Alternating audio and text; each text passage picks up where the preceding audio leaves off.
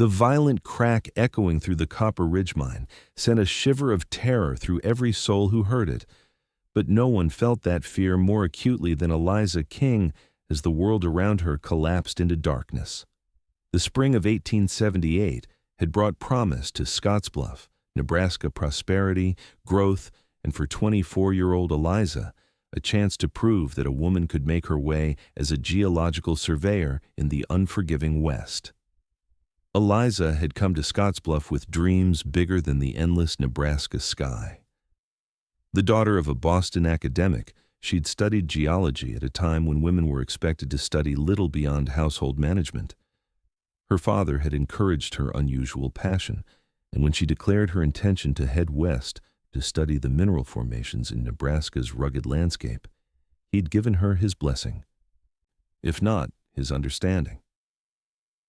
The townsfolk had been skeptical when she arrived 6 weeks earlier, clipboard in hand and determination in her eyes. A woman in trousers with scientific instruments and notebooks was an oddity in Scottsbluff. But Eliza had a way about her, a quiet confidence that didn't demand acceptance, but somehow earned it anyway. Her auburn hair was always neatly pinned beneath a practical hat, her green eyes sharp and observant. She'd taken a room at Mrs. Abernathy's boarding house and spent her days exploring the surrounding terrain, mapping and documenting. She hadn't planned to enter the mine that day. The Copper Ridge operation was relatively new, established just 3 years prior when traces of copper had been discovered in the rocky hills outside town. It wasn't a booming concern like the gold mines further west, but it provided steady work for 24 men and a modest profit for its owner, Harold Winters. "Miss King, surely you don't intend to go down there," Winters had protested that morning when Eliza appeared at the mine entrance, her satchel slung over her shoulder. "It's no place for a lady." "I assure you, Mr. Winters, I've studied mining operations extensively," she had replied with a polite smile. "The geological formations in your mine could provide valuable data for my research. I wouldn't ask if it weren't important." Reluctantly, Winters had assigned a guide to take her into the first level of the mine, nothing too deep, he'd insisted, and only for an hour at most. The guide, a grizzled older man named Silas, had been equally dubious but had done as instructed, leading her through the main shaft with a lantern held high. "These timber supports are new," Eliza had noted, touching the rough wood that lined the walls of the passage. "Have you had stability issues?" "Minor cave-in last month," Silas had admitted grudgingly. "Nothing serious. Mr. Winters had everything reinforced." Eliza had frowned, making a notation in her book. "These sedimentary layers are under significant pressure. I'd recommend additional supports, especially—" That's when they'd heard a low, ominous groan from deep within the earth itself. Silas's weathered face had gone pale in the lantern light. "We need to get out. Now," he'd said, grabbing her arm. They'd made it halfway to the entrance when the first section collapsed behind them. Silas had pushed her forward with surprising strength for his age. "Run, girl!" he had shouted, and Eliza had run, her heart pounding, dust already filling her lungs. She'd almost reached safety when the second collapse occurred, this one ahead of her. The last thing she remembered was the horrific cracking of timber, the roar of falling rock, and Silas's desperate shout cut suddenly short. Now, trapped in absolute darkness, Eliza couldn't tell how long she'd been unconscious. Her head throbbed where something had struck her, and her mouth tasted of copper and dust. She reached out cautiously, feeling around her. A small pocket of space surrounded her, perhaps 6 feet across, with solid rock and debris on all sides. The air was heavy with dust, making each breath a challenge. "Silas!" she called, her voice sounding muffled in the enclosed space. No response came, and Eliza felt a pang of fear for the old miner. Had he made it out? Or was he trapped elsewhere in the mine, or worse? She fumbled in her satchel, relieved to find her small emergency tin still intact. Inside was a candle stub and matches, carefully wrapped in waxed paper. With trembling fingers, she struck a match and lit the candle, the tiny flame illuminating her prison. The sight that greeted her was grim. A massive collapse had sealed her in completely. The support beams were splintered, crushed beneath tons of rock. One beam had created a small triangular void that had saved her life, but the space was precarious at best. A fine shower of dirt continued to sift down from above, suggesting the collapse wasn't fully settled. Eliza forced herself to breathe slowly, to think logically as her father had taught her. Panic would only use up the precious oxygen faster. She needed to conserve her strength and resources. She blew out the candle after examining her surroundings as thoroughly as possible. In the darkness, she settled against the least unstable wall and tried to calculate her chances. The mine wasn't deep, perhaps 200 feet at most.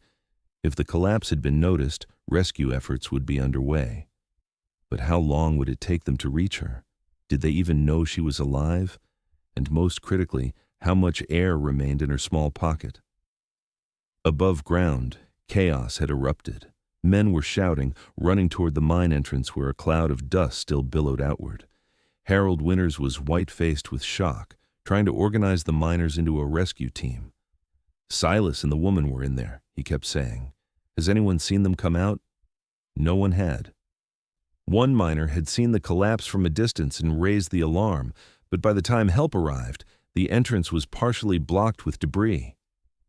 We need to shore up what's left of the entrance before we can go in, the foreman insisted, already directing men to bring timber. Otherwise, we risk another collapse on top of rescuers. The commotion drew onlookers from town, among them Clayton Hayes, who had been delivering supplies to the general store when he heard the shouts. At 32, Clayton was known throughout the region as a skilled horseman and tracker. The former cavalry scout had settled in Scottsbluff after years of wandering, establishing a modest horse ranch just outside town. He'd come to know Eliza King over the past weeks, initially intrigued by the unusual sight of a woman taking rock samples along the riverbank.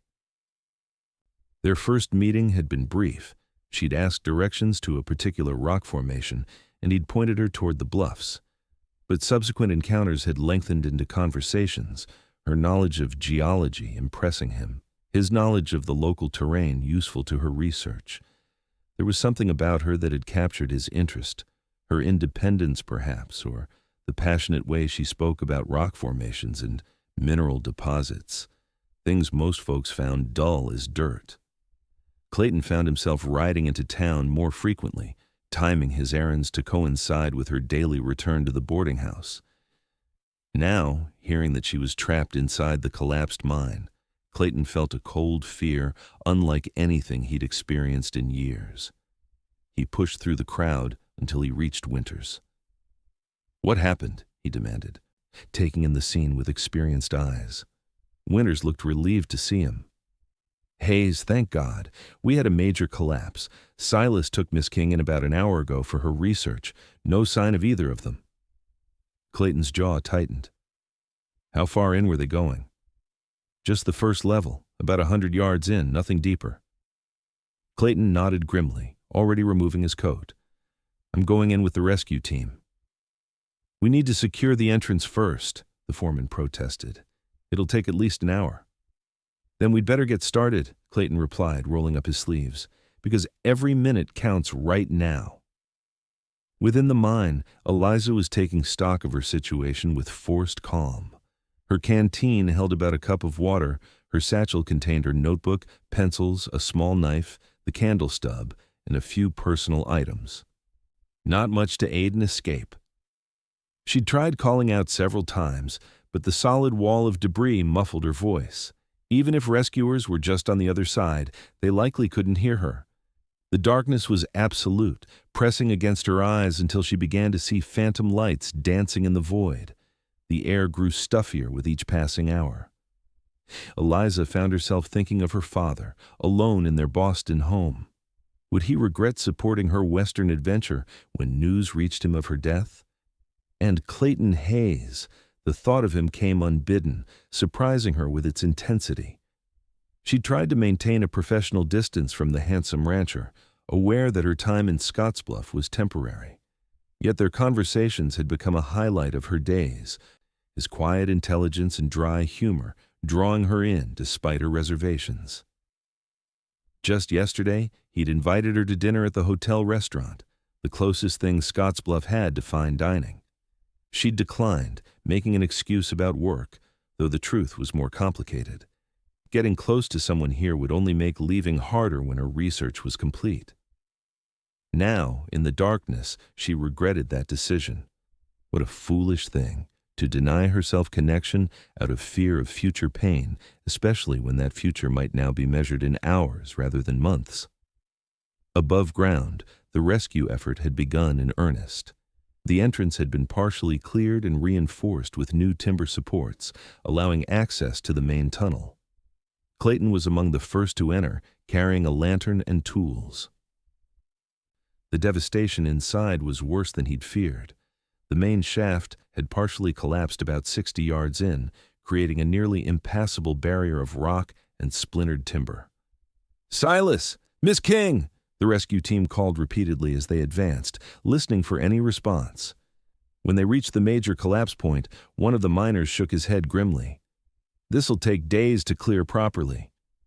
"We don't have days," Clayton said, examining the fall with a critical eye. He spotted something in the debris, a scrap of bloodied fabric. Carefully extracting it, he recognized it as part of Silas's distinctive red bandana. The fabric was soaked through with blood. One of the older miners took it with trembling hands. "Silas," he murmured, "poor old bastard." The grim discovery dampened spirits. But Clayton refused to assume the worst for Eliza. "She could have made it past this point," he insisted. "We need to keep looking." The foreman approached, face grave. "Hayes, even if she got past this collapse, there's another bigger one up ahead. We've got 10 men working on clearing this section, but it's slow going. Anything we move might trigger another cave in." Clayton ran a hand through his dark hair, leaving a streak of dust. "Is there another way in? A ventilation shaft, anything?" The foreman hesitated. "There's an old prospect shaft about a quarter-mile east. It connects to the main tunnel beyond the collapse, but it hasn't been maintained. Probably not stable." "Show me," Clayton demanded. 20 minutes later, Clayton stood at the mouth of a narrow shaft cut into the hillside, partially overgrown with scrub. The opening was barely wide enough for a man to enter, and clearly hadn't been used in years. "This is suicide, Hayes," the foreman warned. "That shaft could collapse any second." Clayton was already checking his tools, a pickaxe, a small shovel, rope, and his canteen. "Maybe," he conceded. "But if she's alive in there, this might be her only chance." He fixed the man with a steady gaze. "Keep working on the main entrance. If I don't come back out, at least you'll have another way in." Before anyone could protest further, Clayton lit his lantern and ducked into the narrow opening. The shaft descended at a steep angle, forcing him to half climb, half slide downward. The air grew cooler and damper as he descended, the timber supports creaking ominously above him. Some were rotted through, barely providing any support at all. After about 50 feet of descent, the shaft leveled off into a narrow tunnel, its ceiling so low that Clayton had to stoop. His lantern illuminated a passage that clearly hadn't been traversed in years, with occasional fallen rocks and debris littering the floor. He moved as quickly as caution would allow, marking his path with chalk to ensure he could find his way back. The tunnel twisted and turned, following a seam of rock that the original prospectors had deemed worthless. After what seemed like an eternity of hunched walking, the tunnel widened slightly and intersected with a larger, more professionally constructed passage, the main mine. Clayton stood at the intersection, listening intently. The rescue team's efforts created distant, muffled sounds of activity, but there was something else, a faint tapping. Rhythmic, deliberate. 3 quick taps, pause, 3 more. "Eliza," he breathed, hope surging through him. He followed the sound, moving carefully through the damaged tunnel. About 20 yards ahead, he encountered another massive collapse that completely blocked the passage. The tapping was coming from behind it. "Eliza!" he called out, pressing close to the wall of debris. "Eliza, can you hear me?" Inside her rocky prison, Eliza froze at the sound of a voice calling her name. After hours of darkness and silence, she feared she was hallucinating. She'd been methodically tapping a rock against a larger boulder, hoping that someone might hear the signal, but had nearly given up hope. "Hello?" she called back, her voice cracking from dust and thirst. "Is someone there?" "Eliza, it's Clayton Hayes. Are you hurt?" The sound of Clayton's voice sent a surge of emotion through her so powerful that tears sprang to her eyes. "Clayton, I'm trapped. There's no way out. But I'm not badly hurt. Listen to me." His voice came through the wall of rock, somehow steady and reassuring despite the dire situation. "I'm going to get you out. It might take time, but I promise I'll reach you." "The whole tunnel collapsed," she warned, pressing closer to the wall separating them. "It's not stable." "I know, but there's a way through. Just hang on." Clayton examined the collapse carefully. The main rescue team was working from the other direction, but they were much further away. This barrier was approximately 15 feet of jumbled rock and timber. Removing it all would be impossible alone, but perhaps he could create a small tunnel through it just wide enough for Eliza to crawl through. He began the painstaking work of moving rocks one at a time. Each had to be extracted carefully, the surrounding debris continuously monitored for signs of shifting. Any wrong move could bring down more of the unstable ceiling. He spoke to Eliza constantly as he worked, partly to reassure her and partly to reassure himself that she was still conscious. "Tell me about your research," he called to her as he levered a large rock free. "What were you hoping to find in the mine?" Eliza's voice came back faintly. "There's an unusual mineral formation in these hills. I've been mapping its extent." She paused, then added with a hint of her usual enthusiasm, "The layering suggests a significant geological event about 30 million years ago." Clayton smiled despite everything. Only Eliza would discuss million-year-old rocks while trapped in a mine. "Tell me more," he encouraged, knowing that keeping her talking was important. Hour after hour passed as Clayton methodically cleared a narrow path through the debris. His hands became raw and bloody, his muscles screaming in protest. Twice he had to backtrack when sections became unstable, finding new routes through the debris. Periodically, he sent updates through chalk messages carried by miners who came to check on his progress via the prospect shaft. Inside her prison, Eliza fought against despair as time dragged on. Her candle had burned out long ago, and she'd consumed the last of her water.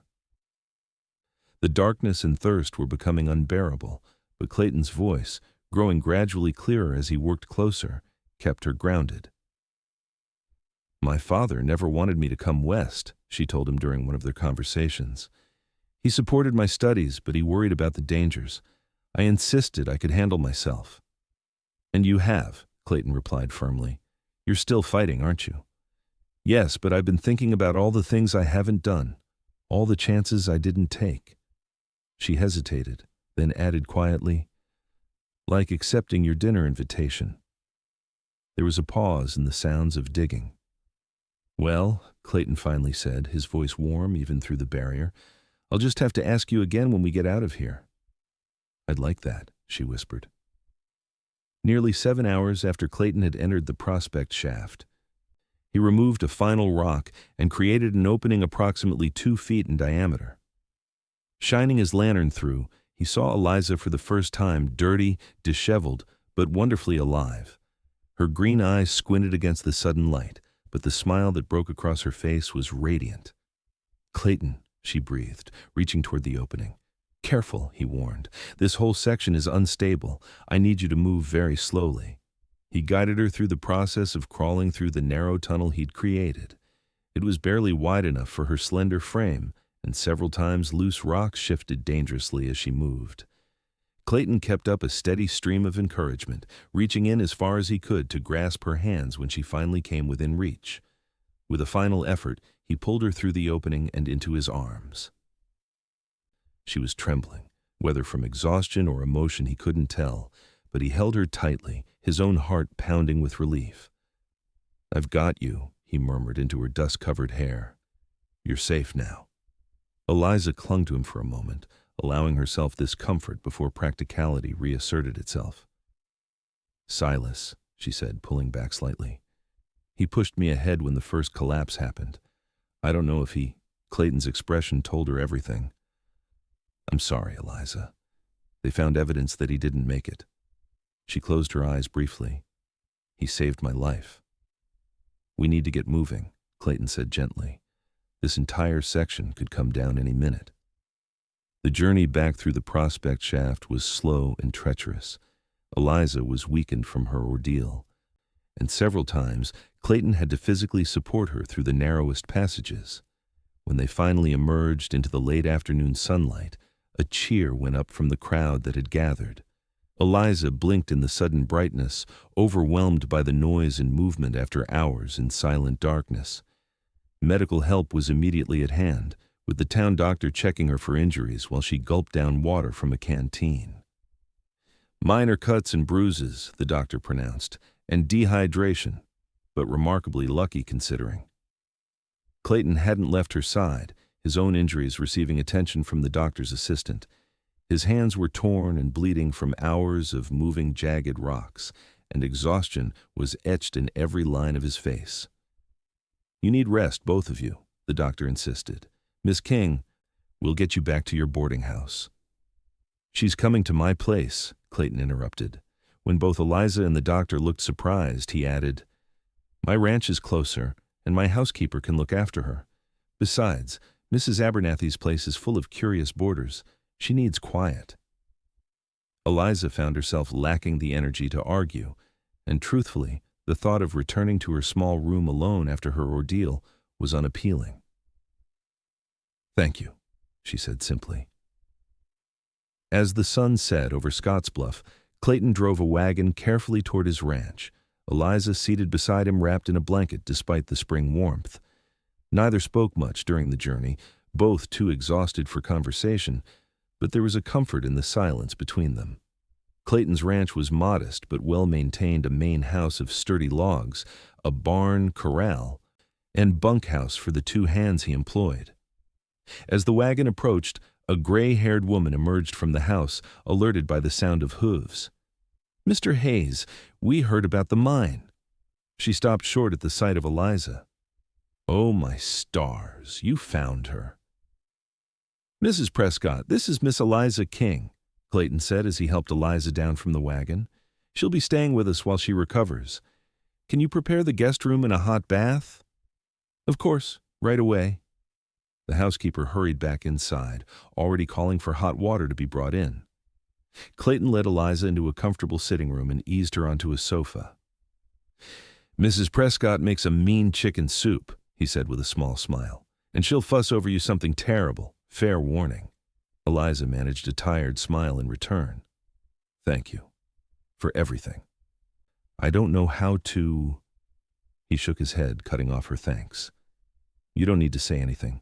I'm just glad you're safe. After a moment, he added more softly, When I heard you were in that mine, I couldn't think straight. All I knew was that I had to find you. The simple honesty in his voice touched something deep within Eliza. She reached out and took his bandaged hand gently in hers. You dug through a collapsed mine for me. I'd have dug through to China if that's what it took, he replied, his blue eyes holding hers steadily. The next few days passed in a haze of recovery. True to Clayton's prediction, Mrs. Prescott fussed over Eliza relentlessly, bringing endless cups of tea and bowls of soup, changing linens that didn't need changing, and generally treating her like a fragile piece of china. Eliza endured it with good grace, recognizing the kindness behind the fussing.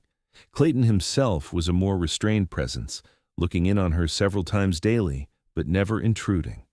He brought her books from his surprisingly well-stocked library, fresh wildflowers from the prairie, and on the third day, her notebooks and instruments rescued from the boarding house. I thought you might be missing these, he said, setting the familiar satchel beside her chair on the porch where she'd taken to sitting in the afternoons.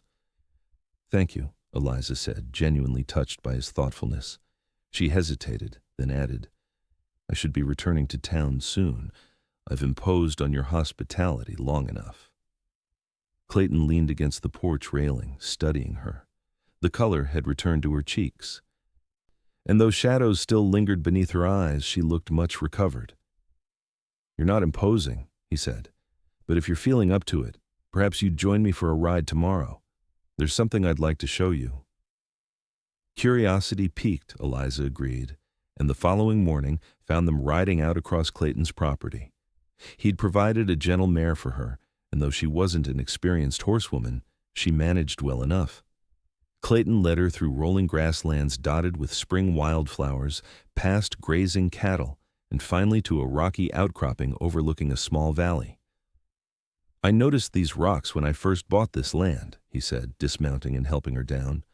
"They reminded me of something you described from your research." Intrigued, Eliza approached the outcropping. Within moments, her scientific interest was fully engaged.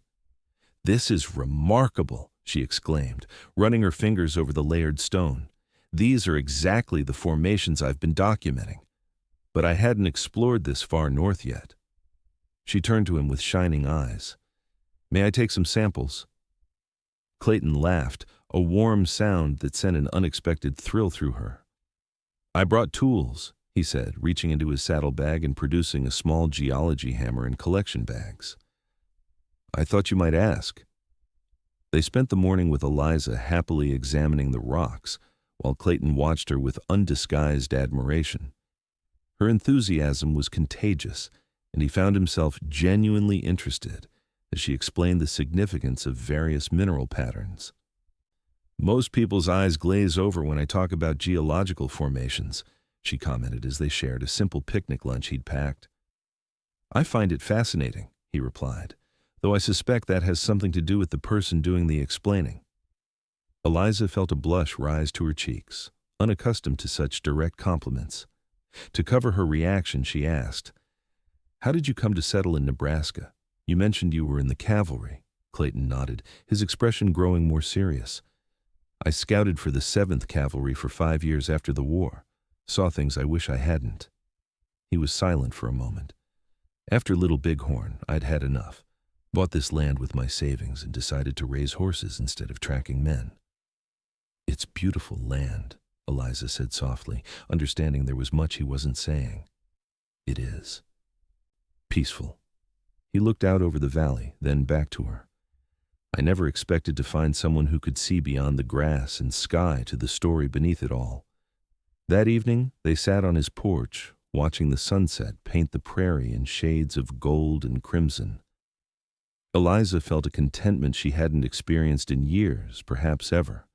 Her scientific work had always been her passion, her driving force, but now she found herself considering other possibilities. "I should return to Boston eventually," she said, testing the words.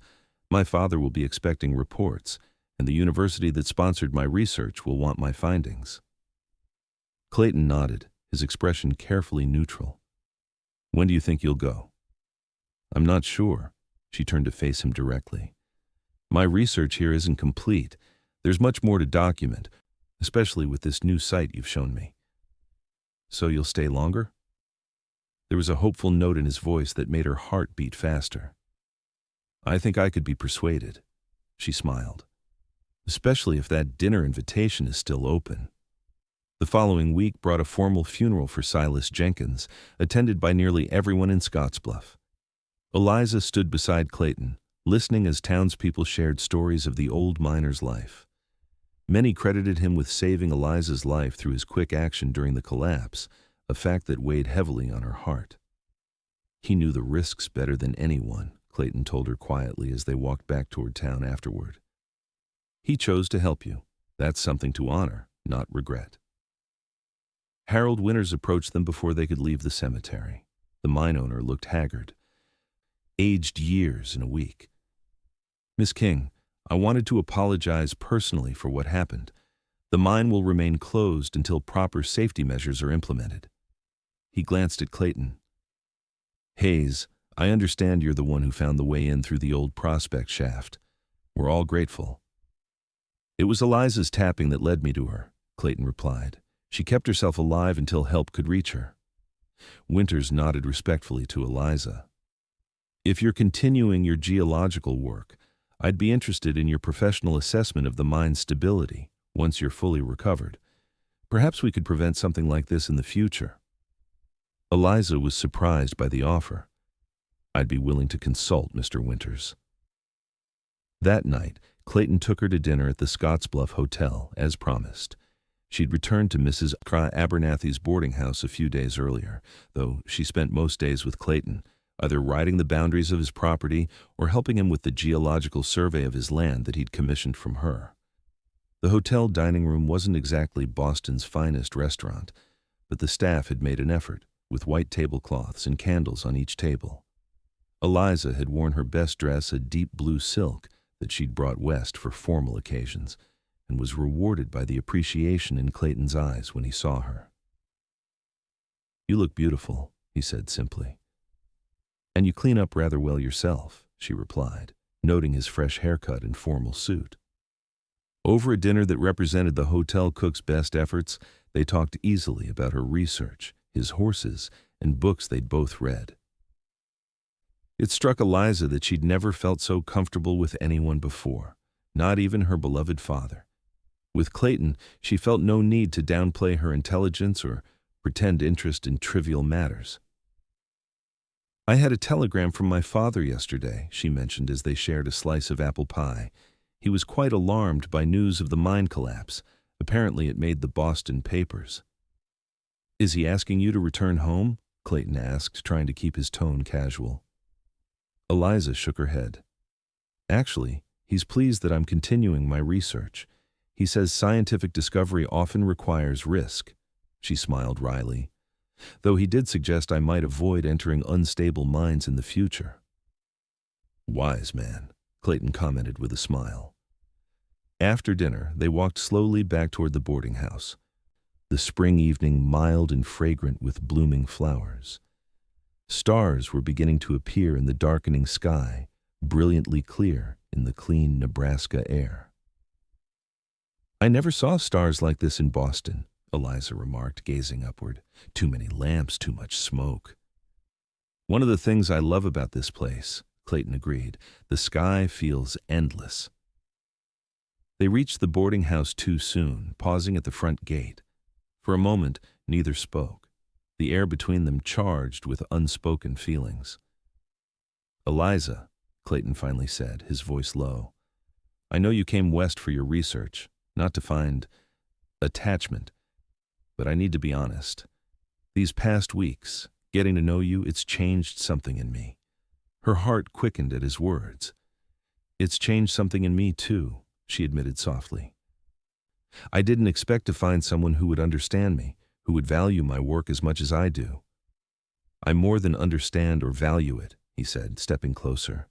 "I admire you, your intelligence, your courage, your determination. That day in the mine, digging to reach you, I realized something." He took her hand gently. "I realized I couldn't bear the thought of losing you." Eliza looked up at him, seeing in his eyes everything she'd been afraid to acknowledge in her own heart. "I thought about you too in the darkness," she confessed, "about missed opportunities, about regrets." Clayton raised a hand to her cheek, his touch feather light. "I don't want either of us to have regrets, Eliza." When he lowered his lips to hers, she met him halfway, her free hand coming to rest against his chest where she could feel his heart beating as rapidly as her own. The kiss was gentle at first, a question asked and answered, then deepening into something more profound, a promise, a beginning. Over the following months, Eliza's research expanded beyond her original goals. With Clayton's encouragement, she began documenting not just the geological formations around Scottsbluff, but developing practical applications for her knowledge. She worked with Harold Winters to create safer mining techniques, consulting on reinforcement designs and ventilation systems.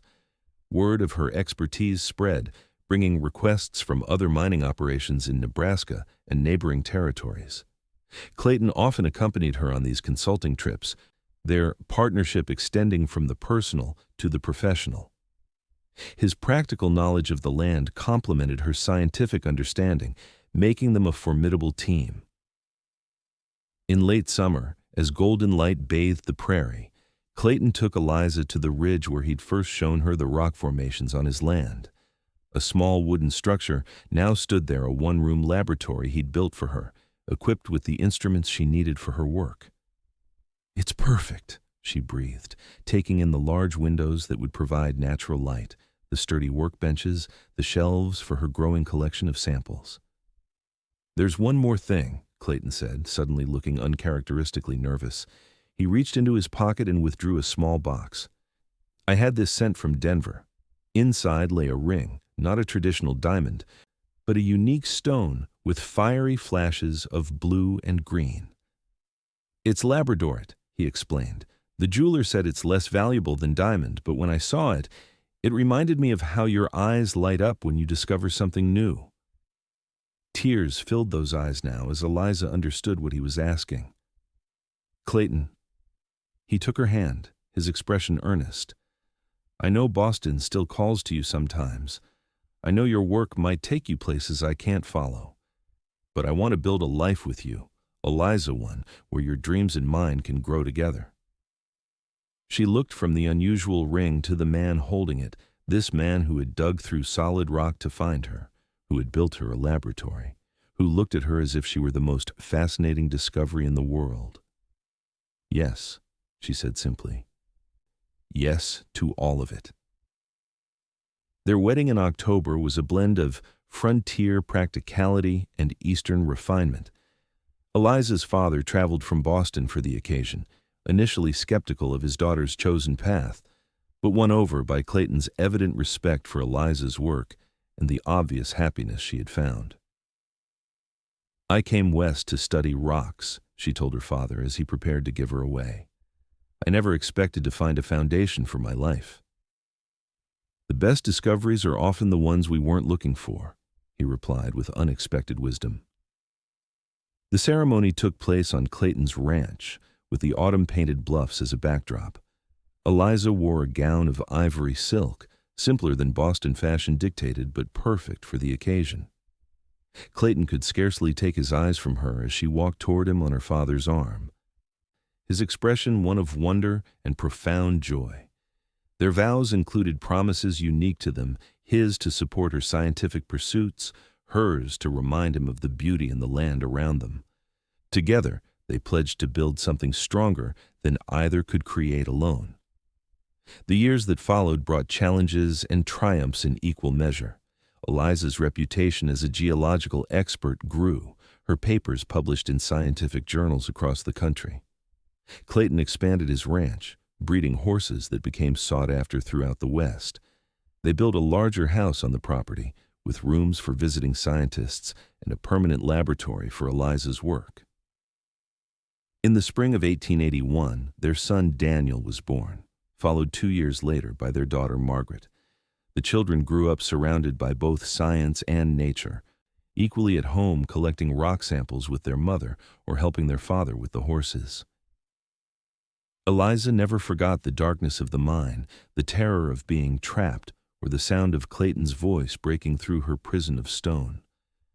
Sometimes on quiet evenings, as they sat on their porch watching the endless Nebraska sky turn from gold to purple to star-strewn black, she would take his hand, still bearing the faint scars from that desperate rescue, and feel anew the wonder of what they had found together. "What are you thinking?" he asked her on one such evening, nearly 10 years after they had met. She smiled, leaning against his shoulder. "I was thinking about layers." "Geological ones?" he asked with an amused smile. "Life ones," she corrected.